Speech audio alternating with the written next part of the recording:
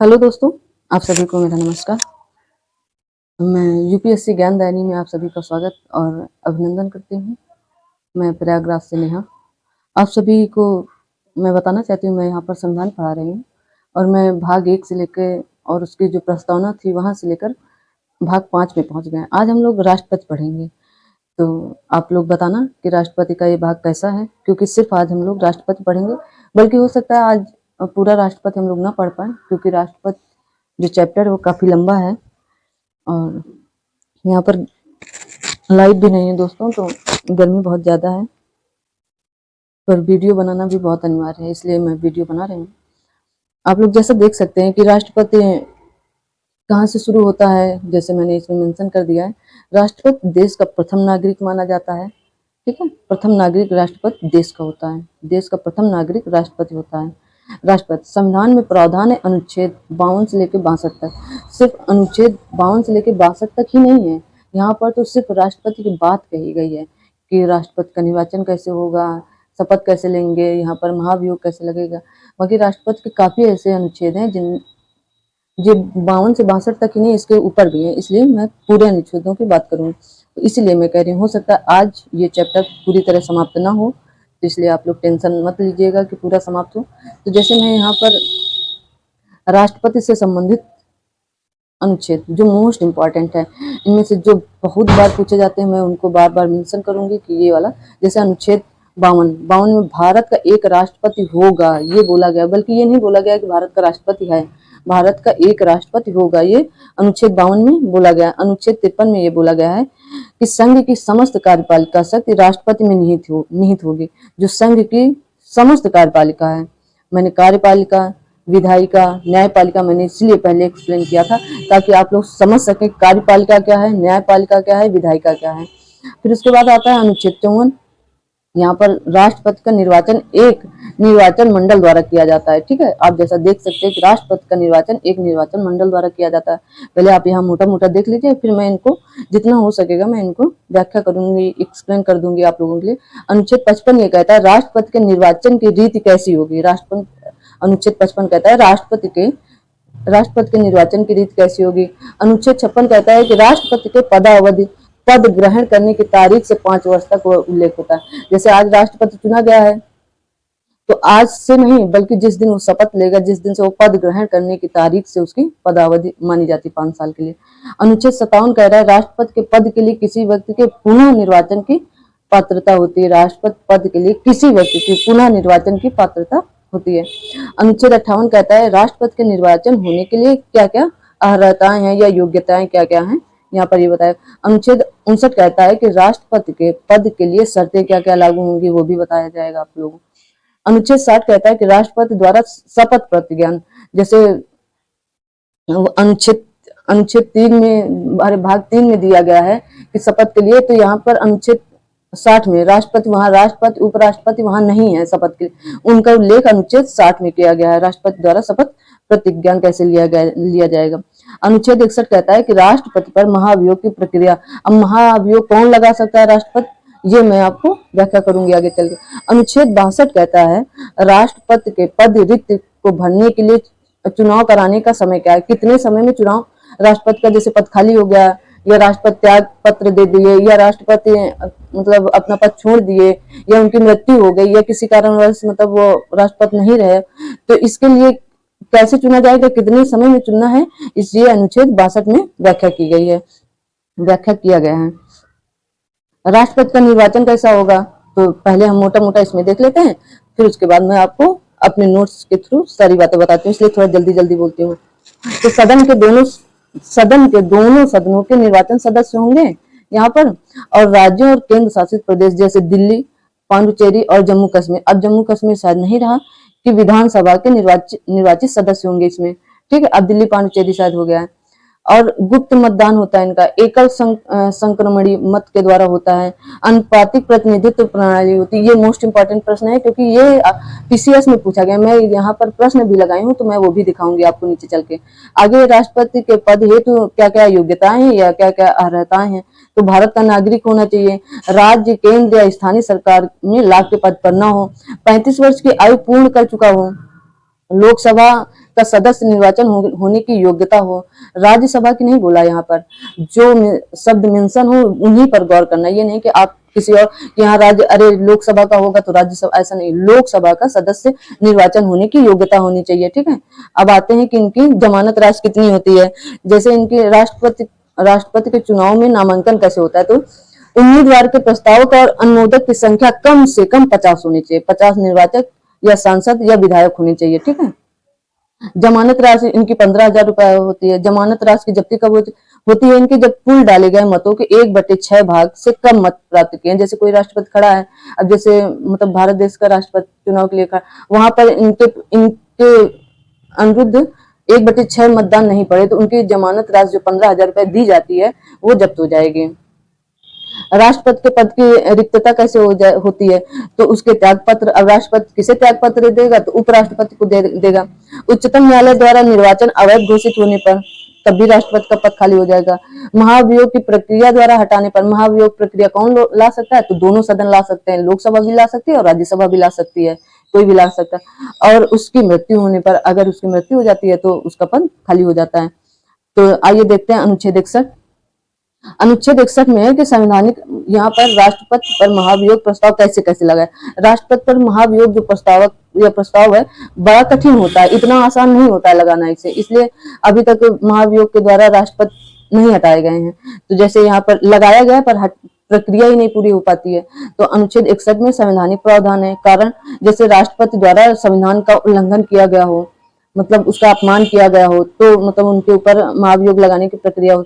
अब नोटिस, प्रस्ताव लाने से कम 14 दिन पूर्व राष्ट्रपति को बताना होगा कि हम आपके प्रति महाभियोग की प्रक्रिया ला रहे हैं। नोटिस पर हस्ताक्षर, संबंधित सदन के कम से कम 1/4 सदस्यों का उसमें हस्ताक्षर हो। जैसे लोकसभा ला रहा है तो एक चौथाई सदस्यों का उसमें हस्ताक्षर हो। तो जैसे यहाँ पर 550 लोगों लोकसभा में है, 550, तो उसमें 1/4 निकाल लीजिए, ठीक है। प्रस्तुत तो सदन के किसी भी सदन, संसद के किसी भी सदन में इसे प्रस्तुत किया जा सकता है। राष्ट्रपति की शक्तियां, तो कार्यकारी शक्तियां क्या है, तो जैसे संघ की कार्यपालिका शक्ति राष्ट्रपति में निहित है। अनुच्छेद 53 के तहत भारत सरकार के समस्त कार्यपालिका कृत्य राष्ट्रपति के नाम से होते हैं। अनुच्छेद 77, जैसे मैंने बताया 62 के अलावा भी काफी अनुच्छेद ऐसे हैं जो राष्ट्रपति के प्रति हैं। राष्ट्रपति द्वारा की गई समस्त नियुक्तियां न्यायाधीशों की नियुक्तियों को छोड़कर होती हैं। जो राष्ट्रपति द्वारा की गई समस्त नियुक्तियां न्यायाधीशों की नियुक्तियों को छोड़कर अनुसूचित क्षेत्र घोषित करना एवं उनका प्रशासन करना, ठीक है। नियुक्तियां राष्ट्रपति द्वारा समस्त नियुक्तियां की जाती हैं न्यायाधीशों की नियुक्तियों को छोड़कर। आइए आगे देखते हैं ये वाले विधायी शक्तियां क्या क्या है। तो संसद को, मैंने शायद ये प्रश्न कल बताया भी था कि संसद का सत्र जो आहूत होता है, सत्रावसान होता है, विघटन होता है, ये अनुच्छेद 85 के अंतर्गत राष्ट्रपति ही करता है। ये इनकी विधायी शक्तियां हैं। संसद में राष्ट्रपति का विशेष अभिभाषण अनुच्छेद 87 के तहत पूछे जाते हैं ये प्रश्न, इसलिए बहुत इंपॉर्टेंट है। संसद के दोनों सदनों की संयुक्त बैठक आहूत कौन करता है, तो राष्ट्रपति करता है, अनुच्छेद 108 के तहत। ये जो विधेयक होते हैं, विधेयकों पर अनुमति कौन देता है, तो राष्ट्रपति देता है, अनुच्छेद 111 के तहत। अध्यादेश जारी करना, तो अनुच्छेद 123, मैंने कल ये प्रश्न पूछा था, किसी ने कमेंट नहीं किया था कि अनुच्छेद 123 में क्या, तो राष्ट्रपति द्वारा अध्यादेश जारी करना। अध्यादेश क्यों जारी किया जाता है, जैसे कोई सदन उपस्थित नहीं है, सदन के कोई, जैसे आपातकाल चल रहा है और वहां पर लोकसभा है पर राज्यसभा उपस्थित नहीं है, या आपातकाल जब चलता है तो राज्यसभा तो रहती है, लोकसभा नहीं है, क्योंकि राज्यसभा तो विकसित हो नहीं सकती है, तो वहां अध्यादेश जारी करना, मतलब अध्यादेश जारी करके कुछ अनुच्छेद या कुछ चीजें लागू कर दी जाती है, ठीक है, 123 के तहत, अनुच्छेद 123 के तहत। न्यायिक शक्तियां क्या क्या है, तो उच्चतम न्यायालय जैसे सुप्रीम कोर्ट और हाई कोर्ट के न्यायाधीशों की नियुक्तियां। क्षमादान की शक्तियां अनुच्छेद 72 के अंतर्गत आती हैं, मोस्ट इंपॉर्टेंट है, अक्सर पूछा जाता है प्रश्नों और सभी परीक्षाओं में पूछा जाता है, वनडे में तो पूछा ही जाता है, स्टेट लेवल पर भी पूछा जाता है। उच्चतम न्यायालय से सलाह लेने की शक्तियां अनुच्छेद 143, जैसे राष्ट्रपति है तो वो सुप्रीम कोर्ट से सलाह ले सकता है, लेकिन बाध्यकारी नहीं है कि राष्ट्रपति उन सलाह को माने ही, ऐसा कुछ नहीं दिया गया है यहाँ पर। जरूरी नहीं है कि उनकी सलाह को माने, उनकी सलाह सुन सकता है, समझ सकता है, लेकिन माने या न माने ये राष्ट्रपति पर निहित करता है। आगे अनुच्छेद 143 जरूरियात, इनकी कुछ आकस्मिक शक्तियां हैं, जैसे राष्ट्रीय आपातकाल की घोषणा अनुच्छेद 352 के अंतर्गत लगभग सबको याद रहता है। और राज्यों में राष्ट्रपति शासन कैसे लगेगा, तो 356 के अंतर्गत आता है कि घोषणा की जाती है राष्ट्रपति शासन की घोषणा। वित्तीय आपातकाल की घोषणा अनुच्छेद 360 के अंतर्गत आता है। अब वित्तीय शक्तियां क्या क्या हैं, जैसे देख सकते हैं वित्तीय शक्तियां क्या क्या हैं, तो जैसे धन विधेयक राष्ट्रपति की पूर्व अनुमति से ही संसद में प्रस्तुत होता है। धन विधेयक कहाँ पर है, अनुच्छेद 110 के अंतर्गत आता है। वार्षिक वित्तीय विवरण जिसे बजट कहा गया है, बजट शब्द का संविधान में उल्लेख नहीं किया गया, वार्षिक वित्तीय विवरण शब्द का उल्लेख किया गया जो अनुच्छेद 112 के अंतर्गत आता है। राष्ट्रपति की पूर्व अनुमति से ही आकस्मिक निधि से व्यय अनुच्छेद 267 के अंतर्गत आता है। वित्त आयोग का गठन राष्ट्रपति की अनुमति से ही होता है, तो अनुच्छेद 200, ये भी मैंने कल पूछा था कि वित्त आयोग, निर्वाचन आयोग भी शायद मैंने पूछा था, अनुच्छेद 280 के अंतर्गत आता है। अन्य शक्तियां जैसे अंतरराष्ट्रीय संधियां और समझौते राष्ट्रपति के नाम से ही संपन्न होते हैं। जैसे कहीं रूस इस समय चर्चा में चल रहा है, इसलिए इतना मतलब जुबान पे, तो रूस से कोई संधियां करना है, अंतरराष्ट्रीय समझौते करना है, तो राष्ट्रपति के नाम से ही होंगे। भारतीय सेना का सर्वोच्च सेनापति राष्ट्रपति को ही माना जाता है। ये इनकी अन्य शक्तियां हैं। अंतरराष्ट्रीय मंचों व मामलों में भारत का प्रतिनिधित्व राष्ट्रपति ही करेगा, हमेशा याद रखना इन सब बातों को। राजदूतों व उच्चायुक्तों को भेजना एवं उनका स्वागत करना, जैसे हमारे राजदूत अमेरिका में हैं, अमेरिका के राजदूत भारत में हैं, तो उनका स्वागत करना ये राष्ट्रपति का ही कार्य है। भारत के राष्ट्रपति अभी तक तो ये जो आप लोग इनको याद कर सकते हैं, सबसे पहले डॉक्टर राजेंद्र प्रसाद रहे 1950 से 1962 तक, ठीक है। इनके कार्यकाल अनुसार क्रम 3 बार ये रहे हैं। सर्वपल्ली राधाकृष्णन 1 से 3 बार रहे। सर्वपल्ली राधाकृष्णन जैसे हैं, तो ये ऐसे तो क्रम से तो चौथे माने जाएंगे, लेकिन व्यक्तिगत तौर पर ये दूसरे हैं, ठीक है। इस तरह आप लोग याद कर सकते हैं। अब हम सबको तो नहीं बताए पाए, अभी तक 2017 से अब तक रामनाथ कोविंद जी हैं जो व्यक्तिगत तौर पे 14वें हैं और ऐसे क्रम पे 16वें नंबर पे आते हैं। क्षमादान की शक्तियां, राष्ट्रपति की क्षमादान की शक्तियां क्या क्या हैं और देखते हैं। जैसे क्षमा करना, दंड जैसे मिला है कि जैसे दंड से पूर्णतः मुक्त करना, जैसे किसी को दंड मिला है तो वो एकदम मुक्त कर सकते हैं, कोई दंड नहीं होगा, उनसे सिफारिश की जाती है, उनसे अनुरोध किया जाता है, तो वो दंड को मुक्त करना। लघुकरण करना, जैसे दंड के स्वरूप को बदलकर कम करना, जैसे कठोर कारावास है तो लघुकरण तो स्वरूप बदल देंगे, तो उसे कठोर कारावास को मतलब सरल कारावास करेंगे, लेकिन उससे थोड़ा कम मतलब कठोर होगा। जैसे काल कोठरी में डालना तो उनको अच्छे से रखा जाएगा, लेकिन कारावास होगा। परिहार करना तो दंड की अवधि को कम करना, जैसे 10 साल की अवधि है तो उसे 5 साल करना। प्राविलंबन करना, जैसे दंड विशेषकर मृत्यु दंड पर अस्थायी रोक लगा देना, जैसे किसी को मृत्यु दंड मिली है तो उस पर अस्थायी रोक लगाना, कुछ समय के लिए उसमें रोक लगा दी जाती है, फिर क्योंकि मृत्यु दंड देना कोई छोटी मोटी बात नहीं होती, बहुत बड़ी बात होती है। उसमें कई बार विचार किए जाते हैं कि इसे अगर कहीं भी ये सही व्यक्ति था तो इसे दंड दिया जाए, लेकिन हो सके तो मृत्यु दंड न दी जा सके, इसलिए उसमें विचार किए जाते हैं, कई बार विचार किए जाते हैं। विराम, जैसे सजा को विशेष परिस्थितियों में कम करना, जैसे किसी गर्भवती स्त्री ने कोई मतलब वो सजा की है, मतलब उसे सजा मिली, गर्भवती स्त्री को कोई सजा मिली, कोई गलत कार्य कर रही थी उसे सजा मिली, तो उस परिस्थिति में उसको कम कर दें, क्योंकि जो वो गर्भवती है, जो वो अंदर पड़ रहा है, उसकी तो कोई मतलब गलती नहीं थी ना, उसे कम करके ताकि उसका गर्भावास वहां पर ना होकर बाहर हो, ताकि उसे जो भी हो आगे चल के डिलीवरी हो वो बाहर हो, ताकि उसके बच्चे पर कोई प्रभाव न पड़े। राष्ट्रपति की वीटो शक्तियां, जैसे यहाँ पर जैसे आप देख सकते हैं पॉकेट वीटो या जेबी निषेधाधिकार से कहते हैं, विधेयक पर कोई निर्णय नहीं करना, उसे चुपचाप अपनी जेब में रख लेते हैं और उस पर ना तो वो हाँ बोलते हैं और ना ही उस पर ना बोलते हैं, तो इसलिए इसे पॉकेट वीटो या जेबी वीटो कहते हैं, ठीक है। निलंबन वीटो, विधेयक को आपत्तियों सहित संसद में पुनर्विचार हेतु वापस भेजना, कि इसमें ये आपत्ति है, इसमें पुनः विचार करके उनको वापस भेज देते हैं। अत्यंतिक वीटो, विधेयक पर अपनी राय सुरक्षित रखना, मतलब अपनी राय सुरक्षित रखते हैं कि ये सही है गलत है तो बाद में बताएंगे। जैसे यहाँ पर महत्वपूर्ण देख सकते हैं, महत्वपूर्ण तथ्य, भारत की तीनों सेनाओं का प्रधान सेनापति होता है। प्रधान सेनापति कौन होता है, तो राष्ट्रपति होता है। किसी भौगोलिक क्षेत्र को अनुसूचित क्षेत्र घोषित करने का संवैधानिक अधिकार राष्ट्रपति के पास, मैंने आपको पहले बताया। भारत का राष्ट्रपति अपना त्याग पत्र दे सकता है, उपराष्ट्रपति को दे सकता है। दिल्ली और पांडुचेरी विधानसभाओं के निर्वाचन सदस्यों को राष्ट्रपति के निर्वाचन मंडल में शामिल किया गया था। तो 17वें संविधान संशोधन 1992 के द्वारा मोस्ट इंपॉर्टेंट क्वेश्चन है, आरओ के लिए तो एकदम इम्पोर्टेंट है, आ भी सकता है, मतलब प्रश्न पूछा जा सकता है, क्योंकि इससे पहले अभी पीसीएस 2022 वाला जो पीसीएस फ्री हुआ है उसमें 69वां संविधान संशोधन पूछा था कि राष्ट्रीय राजधानी दिल्ली कब किस संशोधन के अंतर्गत बनाई गई थी। राष्ट्रपति का पद रिक्त होने पर भरा जाना चाहिए कितने माह के बाद, जैसे 6 माह के भीतर हर हाल में भर लेना चाहिए। राष्ट्रपति की मृत्यु, त्यागपत्र या पद से हटाए जाने के कारण रिक्त पद पर कार्यभार संभालेगा तो भारत का उपराष्ट्रपति। यदि उपराष्ट्रपति न हो तो भारत का मुख्य न्यायाधीश। अगर मुख्य न्यायाधीश भी नहीं है, किसी कारणवश कि उसका भी पद खाली है, तो वरिष्ठ, जो सबसे वरिष्ठ सुप्रीम कोर्ट में होंगे वो यहाँ पर फिर पद संभालेंगे। यहाँ पर आप अगला देख सकते हैं, जैसे आप लोग देखें, ये जितनी लाइनें लिखी आप लोग एक एक लाइन बाय लाइन याद कर सकते हैं कि अब तक राष्ट्रपति का कार्यभार संभालने वाले देश के एकमात्र मुख्य न्यायाधीश कौन है, तो न्यायमूर्ति मोहम्मद हिदायतुल्लाह है। ये प्रश्न एक बार नहीं हो सकता है, सैकड़ों बार पूछा गया हो और लगभग हर स्टेट एग्जाम में पूछा जाता है, हर वनडे एग्जाम में लगभग पूछा जाता है, हर दूसरे चौथे एग्जाम में तो पूछा ही जाता है, हर 4-6 महीने में एग्जाम होता है, तो ये प्रश्न रखा ही रहता है।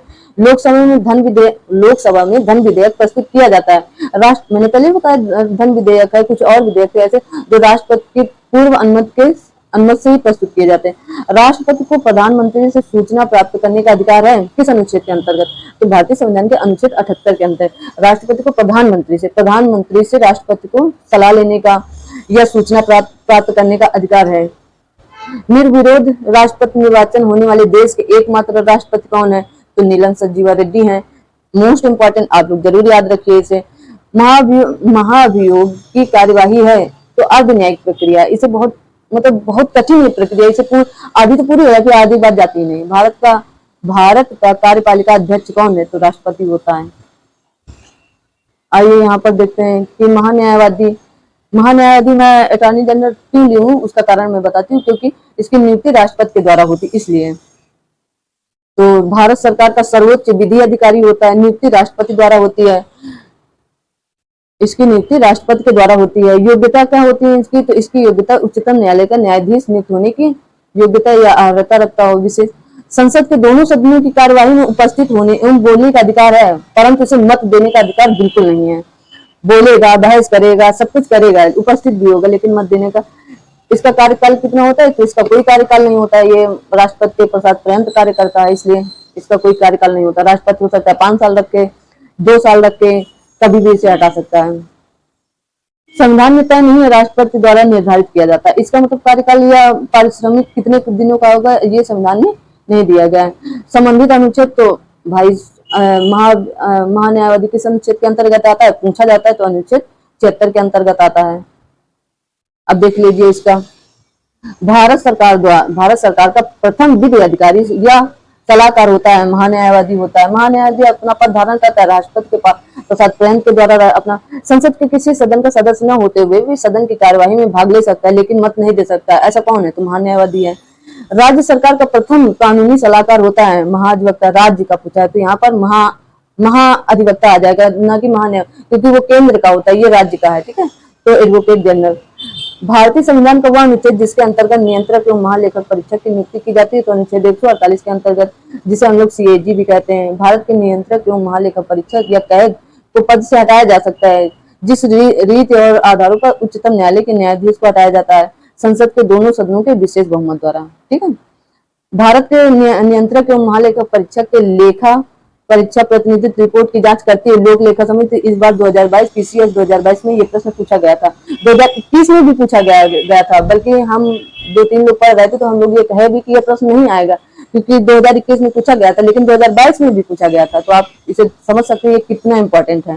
केंद्र सरकार के लेखांकन के कार्य से कैग को अलग किया गया था, तो जो लेखांकन का कार्य कैग से अलग किया गया 1976 में से अलग किया गया था।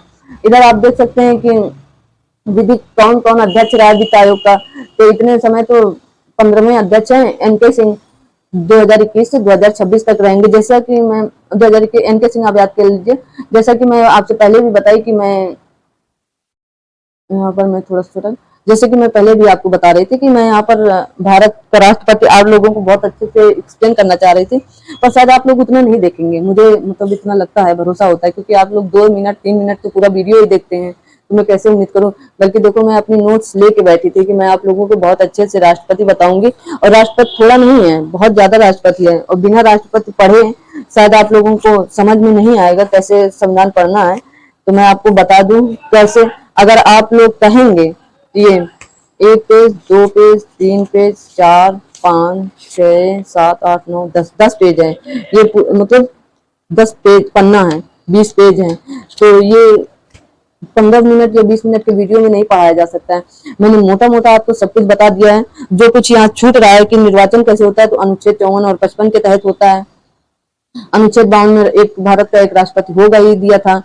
तो आर्टिकल 53 में कहा गया है कि केंद्रीय कार्यपालिका शक्ति राष्ट्रपति में निहित होगी, जिसका वो प्रयोग वो मंत्रिपरिषद की सहायता व सलाह से करेगा। ठीक है, जैसे इसमें मेंशन नहीं था कुछ चीजें, मैं कोशिश करूंगी कुछ चीजें मैं यहाँ पर मेंशन करके लाऊं, मैं वही प्रयास कर रही हूँ, क्योंकि अभी मुझे कुछ चीजें पता ही नहीं है। मैं आपसे एक्चुअली बिल्कुल सच बताऊं, क्योंकि सच बताने से डरना नहीं चाहिए इंसान को कि यहाँ मेंशन कैसे किया जाता। और जो मैंने पहले मेंशन करके पढ़ाया था, तो वो मैंने अपलोड कर दिया था आप लोगों के साथ, क्योंकि वो किसी और से मैंने मेंशन करवाया था, इसलिए वो अपलोड हो गए। तो अब यहाँ पर मैं आपको जल्दी से प्रश्न बता देती हूँ।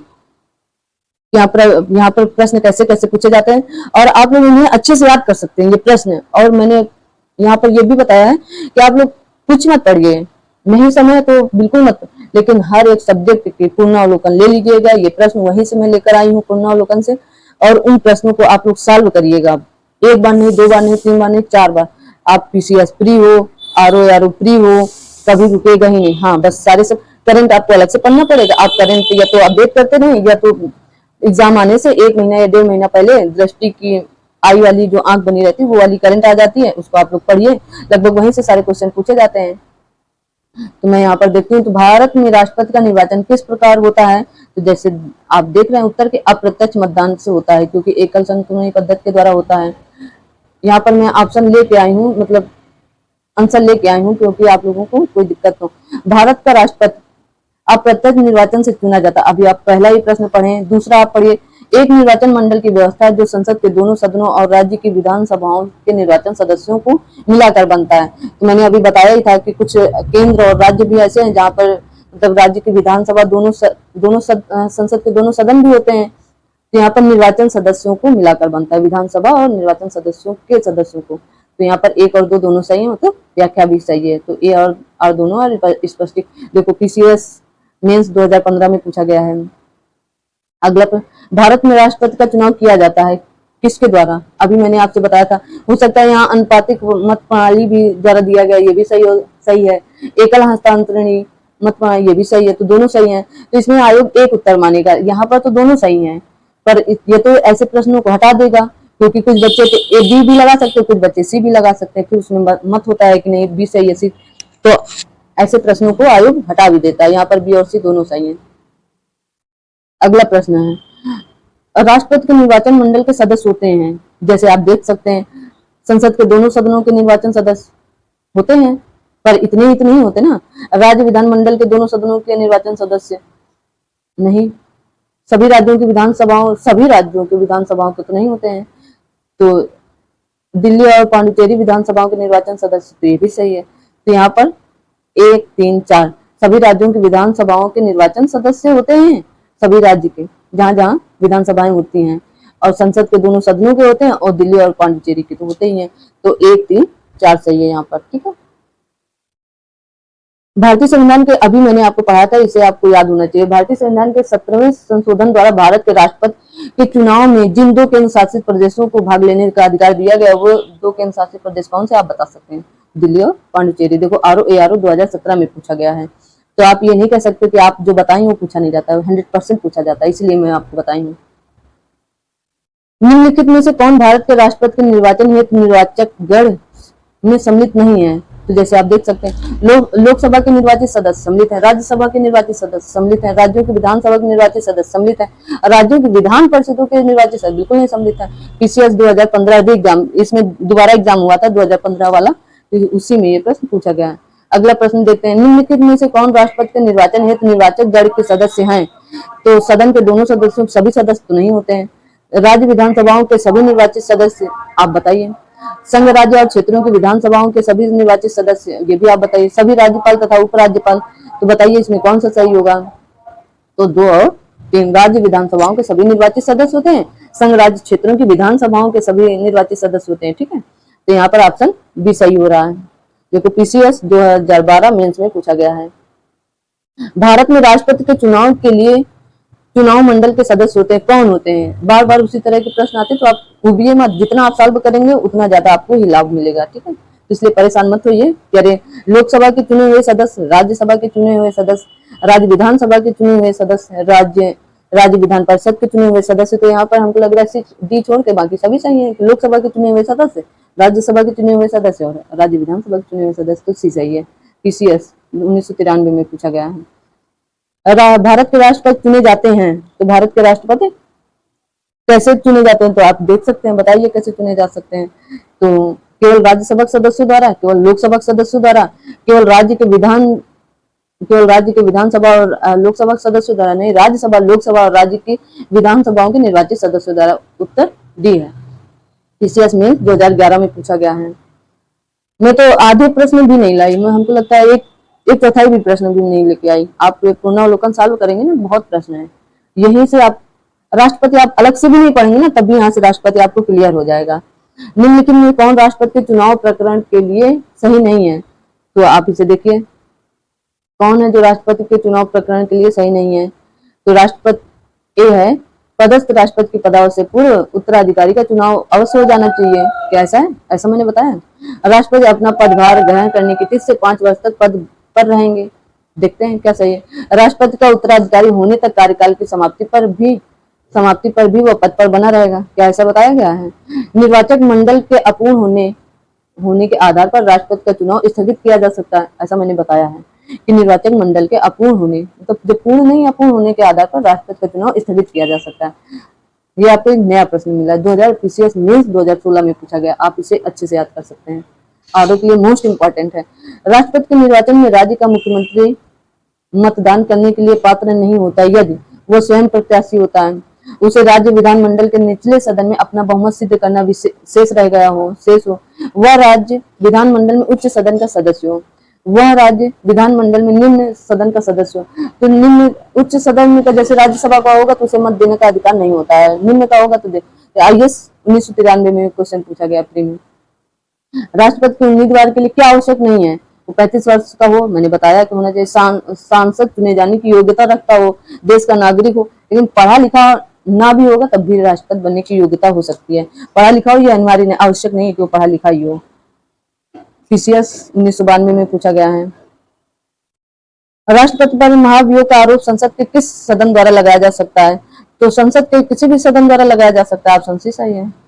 झारखंड पीसीएस में पूछा गया। भारत के राष्ट्रपति को महाभियोग द्वारा हटाने की प्रक्रिया निम्नलिखित में किस अनुच्छेद पर अनुच्छेद देख सकते थे? ऐसे प्रश्न तो एकदम रटे होने चाहिए। 2015 में पूछा गया। भारत के राष्ट्रपति को कार्य अवधि की समाप्ति से पूर्व भी पद से हटाया जा सकता है। तो कैसे हटाया? तो महाभियोग प्रक्रिया द्वारा हटाया जा सकता है। यदि भारत के राष्ट्रपति का पद रिक्त हो जाए और कोई उपराष्ट्रपति भी ना हो, तब निम्न में से कौन कार्यवाहक राष्ट्रपति होगा? तो मैंने आपसे बताया, जब उपराष्ट्रपति भी ना हो, राष्ट्रपति भी नहीं है, तो कौन होगा? सर्वोच्च न्यायालय का मुख्य न्यायाधीश। अब मुख्य न्यायाधीश भी ना हो, देखो कितनी बार प्रश्न पूछा गया। ठीक है, ऐसे प्रश्न इंपॉर्टेंट है। अगर मुख्य न्यायाधीश भी ना हो, जैसे यहाँ पर दिया है, उपराष्ट्रपति भी ना हो, तब अब इसके आगे उपराष्ट्रपति भी ना हो और मुख्य न्यायाधीश भी ना हो, तब कार्यवाहक राष्ट्रपति कौन होगा? तो वरिष्ठ न्यायाधीश होंगे। यदि भारत में राष्ट्रपति एवं उपराष्ट्रपति का पद एक ही समय बिंदु पर खाली हो जाता है, तो राष्ट्रपति का पद अस्थायी तौर पर निम्नांकित अधिकारी धारण करेगा। तो कौन अधिकारी धारण? मैंने अभी बताया, सर्वोच्च न्यायालय का मुख्य न्यायाधीश करेगा। यदि राष्ट्रपति एवं उपराष्ट्रपति का पद खाली हो, तो भारत के राष्ट्रपति के पद पर कौन होता है? खाली होगा तो भारत का मुख्य न्यायाधीश होगा, या सुप्रीम कोर्ट का न्यायाधीश मुख्य न्यायाधीश होगा। संविधान के निम्नलिखित अनुच्छेदों में किस एक के अंतर्गत संघ की कार्यपालिका शक्तियां राष्ट्रपति में निहित है। तो अनुच्छेद 53 मैंने अभी बताया था कि अनुच्छेद 53 में कार्यपालिका शक्तियां राष्ट्रपति में निहित होंगी, जिसका प्रयोग वो मंत्रिपरिषद की सहायता व सलाह से करता है। ठीक है, शायद ये लास्ट प्रश्न है। भारत का कार्यपालिका अध्यक्ष कौन होता है? अभी मैंने बताया, जब कार्यपालिका शब्द ही उससे बन रहा है लगभग, तो राष्ट्रपति होगा। आज की क्लास यहीं तक, और आप लोगों को क्लास कैसी लगी है कमेंट जरूर किया करिए, लाइक किया करिए भाई, शेयर करिए। आप ही का चैनल है, जब आप लोग इसे ग्रो देंगे तभी ये ग्रो करेगा ना। तो बाकी पढ़ाई करते रहिएगा। कुछ लोगों ने मुझे सलाह दी है कि ये तो वीडियो शुरू करने से पहले शुरू करें तब, या वीडियो लास्ट करें तब कुछ मोटिवेशनल कोड या कोटेशन दे दिया करिए। तो और आप लोग हमसे कांटेक्ट कर सकते हैं, मैं आज यहाँ पर अपना नंबर दे रही हूँ।